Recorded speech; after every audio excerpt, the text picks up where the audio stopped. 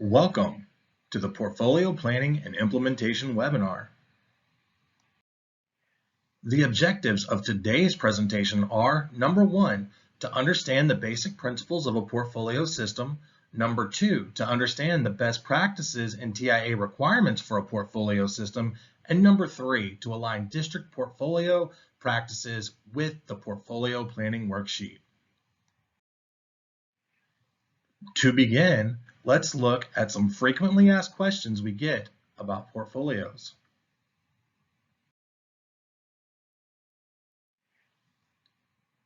What is a portfolio?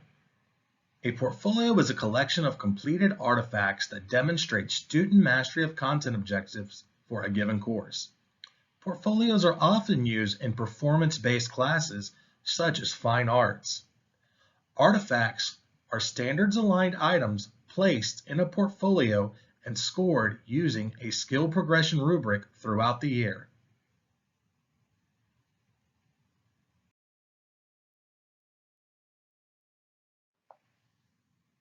A portfolio is not student work in progress.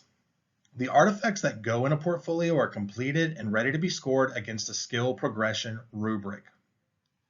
A portfolio is also not a display or showcase of a student's best work. The artifacts may in fact be the student's best work, but the projects and assignments used as artifacts are defined clearly at the beginning of the year. Artifacts placed in a portfolio must be consistent from one student to another. For instance, at the beginning of the year, a 7th grade art teacher defines an activity for her students to complete that involves shading. The same project would need to be included in all submitted student portfolios. And lastly, a portfolio is not a student's self-selected work. Remember that all projects, performances, assignments, and artifacts are defined and consistent between all students.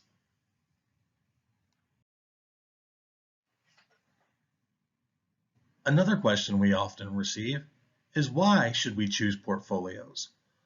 Portfolios can be a good fit for content areas not easily measured by traditional methods, particularly performance-based classes. For instance, a choir class may not be easily assessed using traditional multiple choice tests. A better option may be to take a video of the performance and score it against a rubric. Another example may be a high school welding class. It may be a better fit for some districts to score actual student welds against a rubric. How are districts currently using portfolios? Districts are mostly using portfolios for performance-based teaching assignments such as career and technical education, fine and performing arts, early childhood, and special education. But they can be used for all contents. For the most part, districts are usually using locally created rubrics with the input from ESCs and other partners. Now that we have discussed frequently asked questions, let's take a look at some of the best practices and TIA requirements for a portfolio system. TIA portfolio requirements are, number one, the development of quality skill progression rubrics. This is a vital step to both scoring and setting expected growth, as it defines the expectations of what beginning through advanced level work should look like. Number two, TIA also requires that the projects, performances, or tasks will measure student skill levels. Number three, student artifacts are required. At least one artifact should be included in the portfolio, but it is best practice to include more. And number four, TIA requires strong protocols around administration and scoring. To learn additional details about TIA requirements for a portfolio system, see the TIA application scoring rubric. Let's now discuss the timeline for implementing a portfolio system. In August, districts need to determine the curricular content and set growth targets.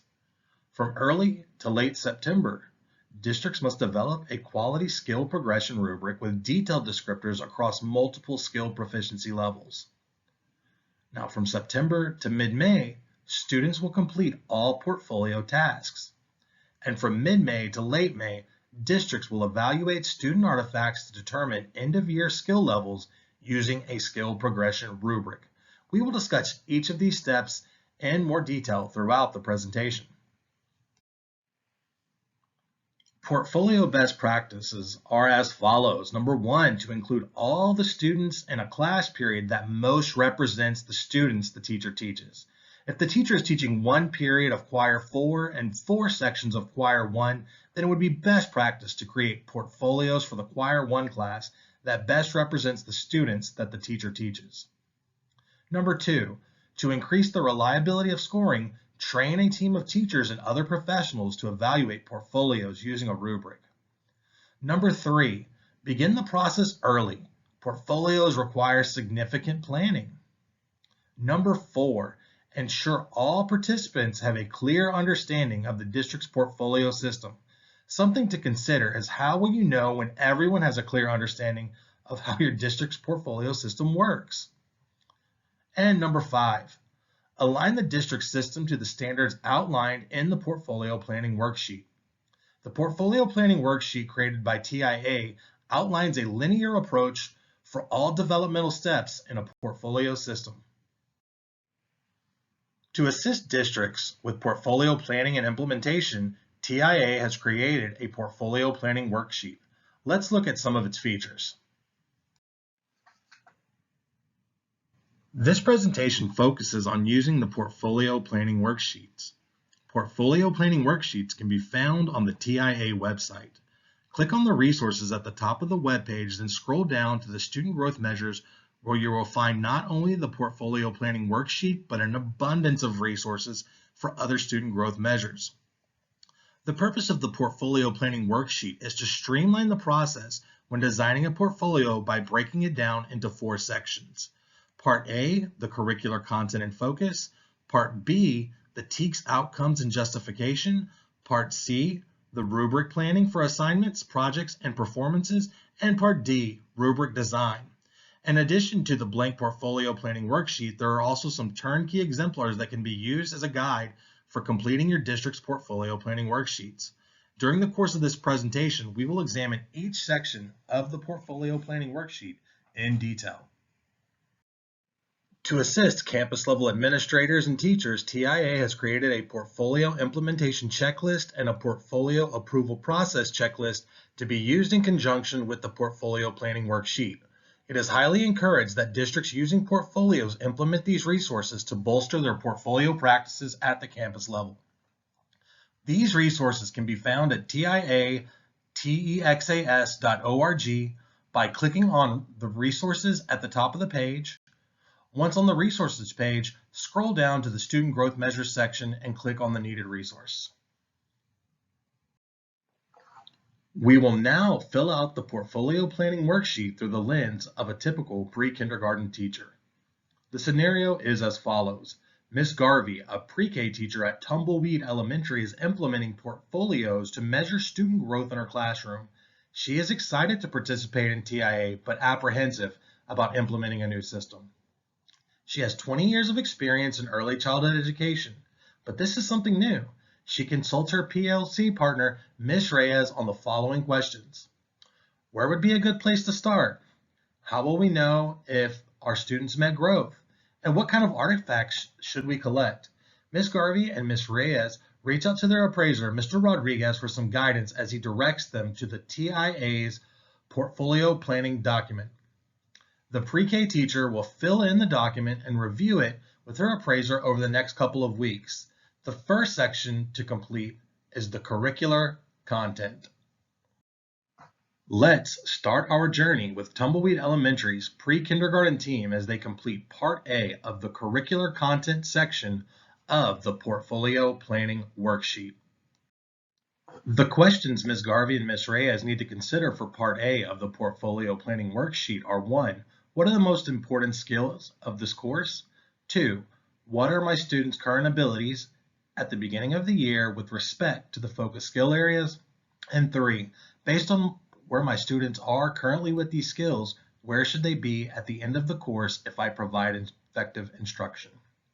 The first step is to identify the key skills that the teacher will develop throughout the course.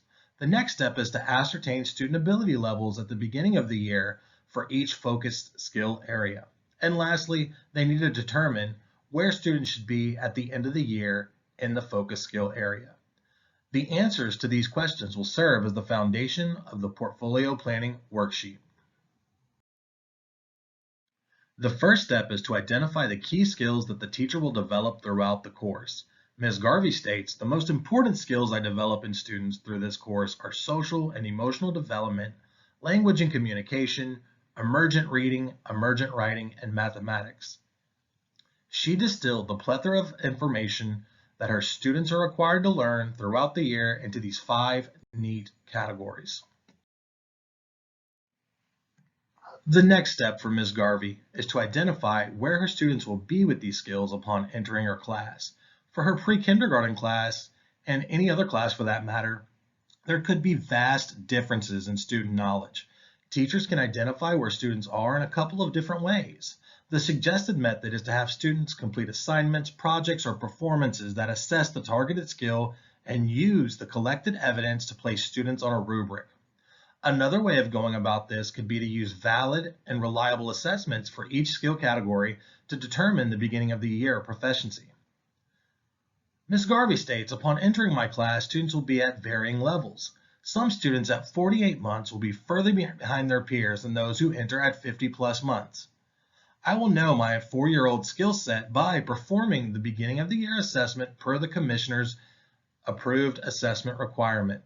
The students will take an individualized assessment at the beginning of the school year to test students in the 5 competencies. It looks like Ms. Garvey is opting to use an assessment to identify her student skill levels at the beginning of the year. Once Ms. Garvey has identified where students will be with these skills when entering her class, she now needs to consider where students will be at the end of the course if she provides effective instruction.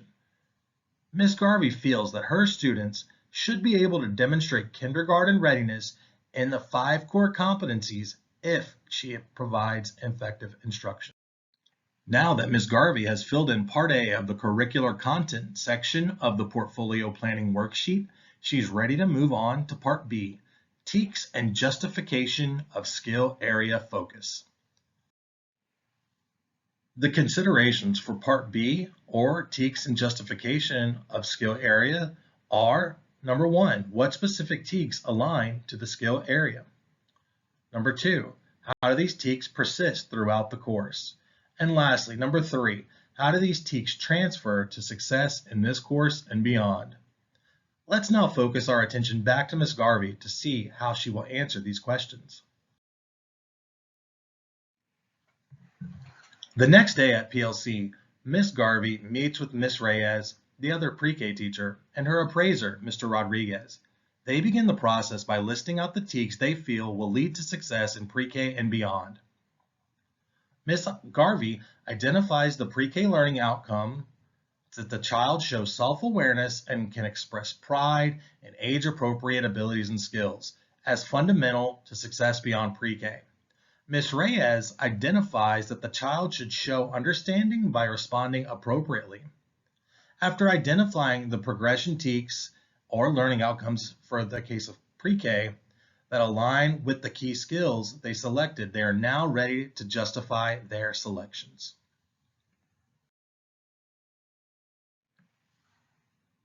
The purpose of the justification section is to explain the importance of the selected TEKS and how they have lifelong application.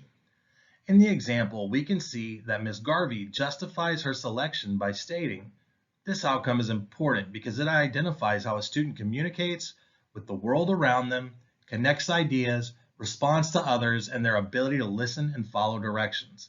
Ms. Reyes justifies her selection by stating, this outcome is important because it identifies how a student communicates with the world around them, connects ideas, responds to others, and their ability to listen and follow directions.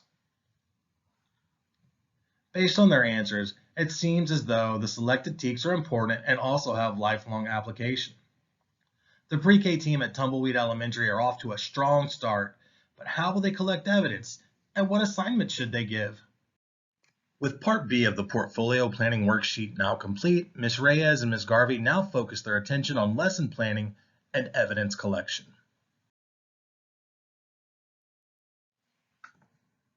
In Part C, Planning for Student Projects and Evidence Collecting, this is where the teacher determines what specific actions students need to be able to perform to demonstrate TEKS mastery.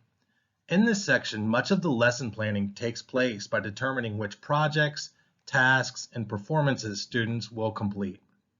Additionally, Part C of the Portfolio Planning Worksheet is where we will also determine the evidence to be collected and scored against a rubric. When planning for student projects and evidence collection, there are a few questions that need to be answered. Number one, what specific actions will students need to be able to perform to demonstrate mastery of the selected TEKS? The second question to answer is, what student projects, tasks, or performances will be assigned in order for students to demonstrate their skill level? And the last question that needs to be answered is, what will the teacher collect as evidence for each assignment in order to build the portfolio of student work? Now that the TEKS have been justified, it is time for lesson planning. Both teachers reminisce on past projects they have done with students to ascertain their skill levels. The good news is that most, if not all, of the projects have been done previously and can be included in a portfolio.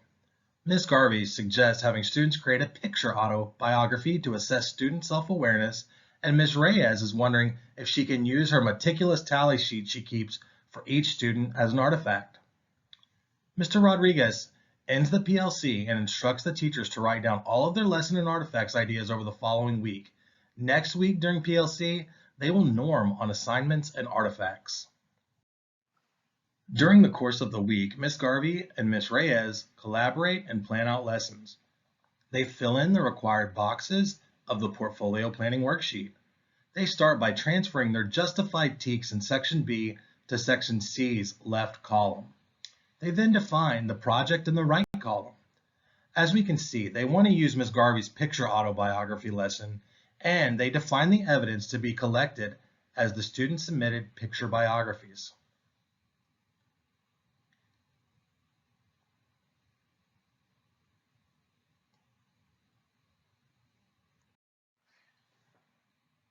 They continue the process until they have created lessons and artifacts for each of their justified TEKS.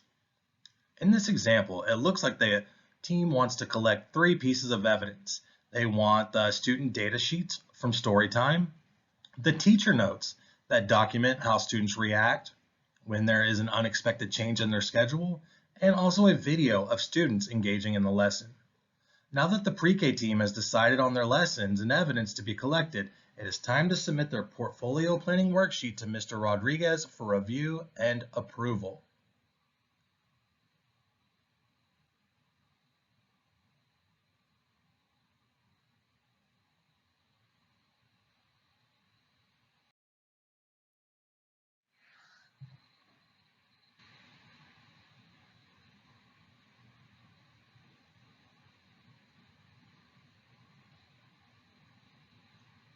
During PLC, Mr. Rodriguez meets with the teachers to see how they feel about the lessons and evidence expectations. The teachers feel good about the activities since they've used these in previous years. Mr. Rodriguez then gives them approval for Part C of the Portfolio Planning Worksheet. Now it's time for the teachers to develop a quality skill progression rubric.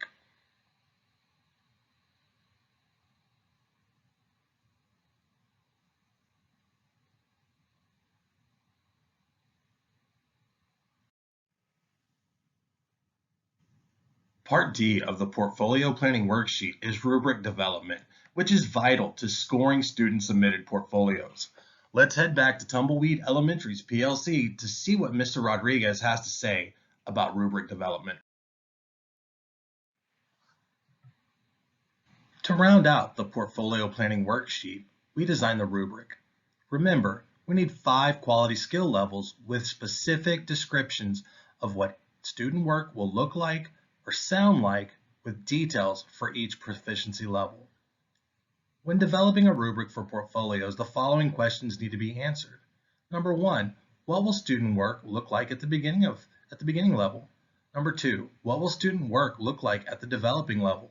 Number 3, what will student work look like at a somewhat proficient level? Number 4, what will student work look like at a proficient level? Number 5, what will student work look like at an advanced level? And last, number 6, does the rubric include at least 5 proficiency levels? At a minimum, a rubric needs to be able to answer these questions. Mr. Rodriguez reminds the pre-K team to include specific descriptors of what student work will look or sound like and include details for each proficiency level. Some recommendations for developing a rubric include the following. Number 1, align to content standards for the course. If you're using the Portfolio Planning Worksheet, this step has already been taken care of. Number 2, determine the curricular standards to be addressed. Again, if using the Portfolio Planning Worksheet, there is a section in there to fill out for this and has been taken care of by the time we get to the rubric. Number 3, specify what students should be able to demonstrate. Number 4, descriptors of what various levels of proficiency look like. This is very important that we have these descriptors on the rubric of the various proficiency levels. And number 5, specify in detail what skill proficiencies are required across a variety of proficiency levels. Going through this process will help ensure that your rubric is aligned to TIA requirements. I do want to note here that rubrics are not submitted to TIA or Texas Tech University. This is something that districts will keep in-house.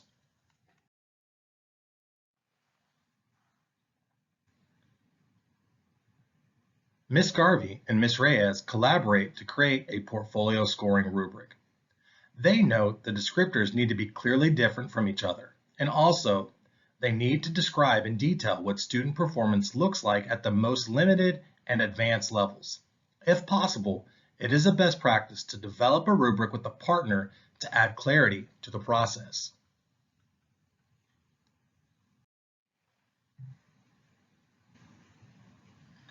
Looking at this pre-kindergarten example of a portfolio rubric, we can see that the skills and standards are placed in the first box. The rubric needs to allow for at least 5 proficiency levels. After much discussion about how they are going to measure their students' understanding by responding appropriately, the teachers looked at the historical data to understand where the students had been previously. They agreed that a student would be considered proficient if they asked or answered between 11 and 18 questions during teacher story time over the course of 36 weeks. The student data would then be recorded by the teacher on tally sheets to determine their proficiency level.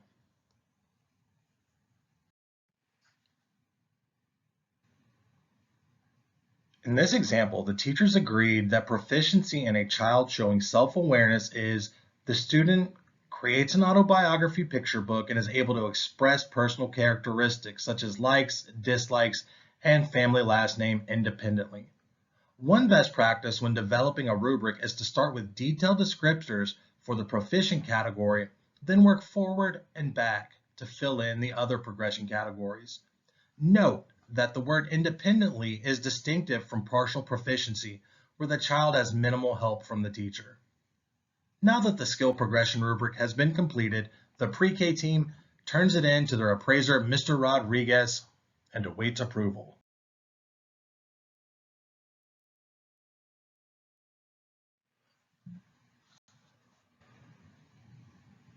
Mr. Rodriguez studies the rubric and uses the checklist to approve the items.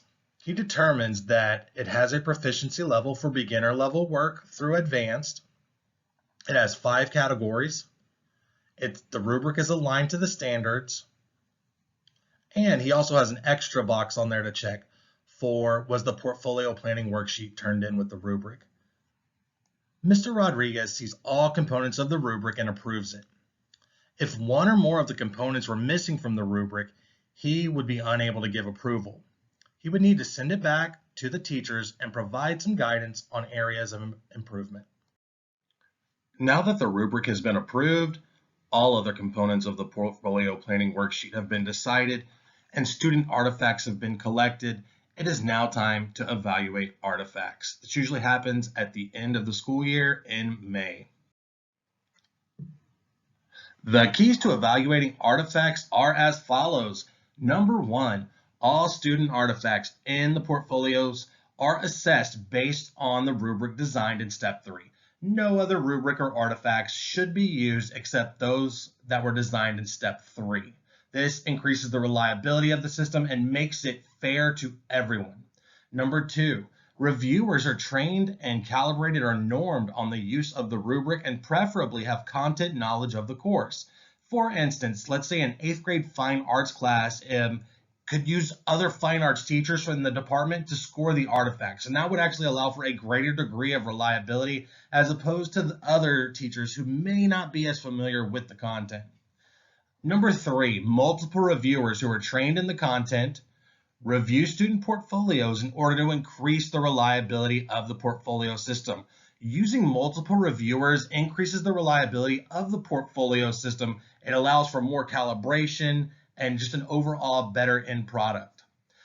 Number four, the comparison of student artifacts using the rubric from the beginning of the year student work products toward the end of the year demonstrates growth along the proficiency rubric during the school year. So we want to see a definite growth from the beginning of the year to the end of the year. When we're comparing the artifacts, we should be able to see growth based on that skill proficiency rubric.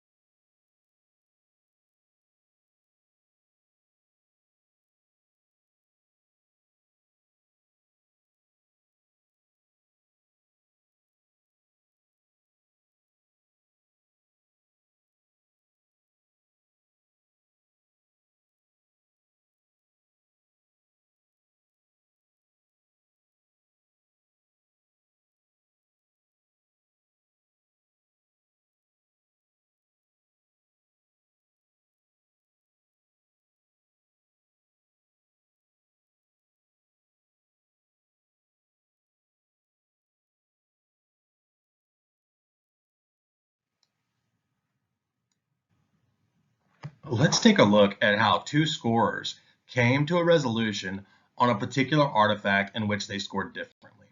The first scorer believes that the student showed growth by moving from significantly limited proficiency at the beginning of the year to proficient by the end of the year. The scorer gave the student an advanced rating based on some of the details they had in their artifact. The scorer defends his argument with evidence by comparing it to the rubric and noting that the student was able to explain why they disliked grapes, or he was able to describe his likes or dislikes in detail. The other scorer agrees. They are now calibrated on what artifacts should look like for this skill. Calibrating should be done often to ensure portfolios are measured accurately.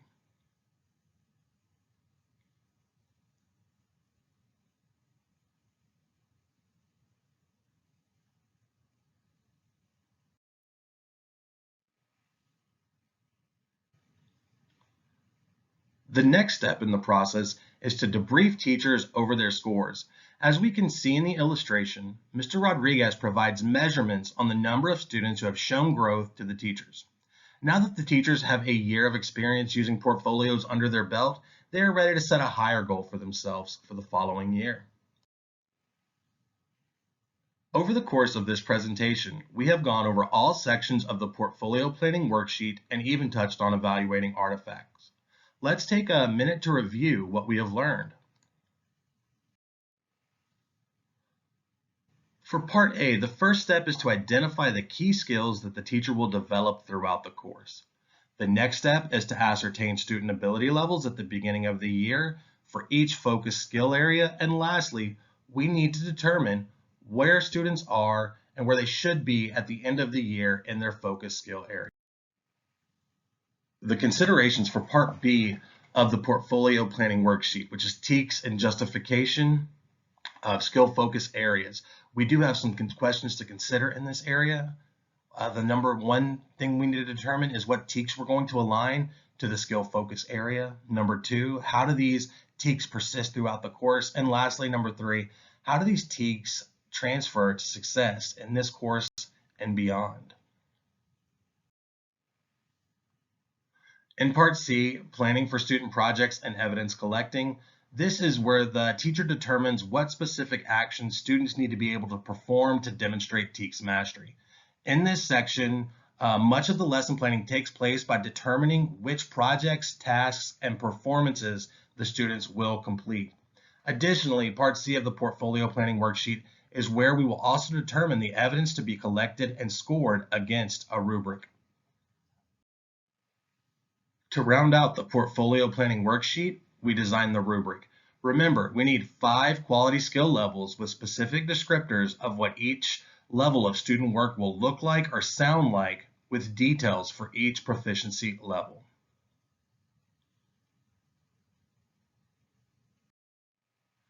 Looking at this example of a rubric, we can see there is a clear progression from beginning proficiency level to an advanced proficiency level. Evidence needs to be scored against the rubric to determine student growth. Our key takeaways for this session are as follows. Portfolios do require a significant amount of planning. It's not something that can be put together at the spur of the moment. There's many stakeholders involved, from the calibration to the evidence collection. And so it's not something that you want to just implement without significant planning. The second key takeaway is that portfolios require a quality skill progression rubric. Remember, with at least 5 skill levels. So we can use that rubric to measure growth starting from the beginning of the year to the end of the year. We can use that rubric to compare where students are at the beginning of the year based on their end of the year artifacts. Portfolios also require thoughtful student project and task design. As we saw earlier with this presentation, the teachers did spend quite a bit of time in their PLC designing different projects and tasks for their students to do to collect as evidence. And lastly, portfolios require planning for evidence to be evaluated. I can't stress this enough. Without evidence to be scored against a rubric, the system cannot be implemented. So having a system to both collect this evidence and to monitor the evidence collection throughout the year is vital. To assess the resources presented in this presentation, please click the links above. Thank you for joining us today, and if you have any further questions about portfolios, please reach out to the TIA inbox at tia@tea.texas.org. Thank you and have a great day.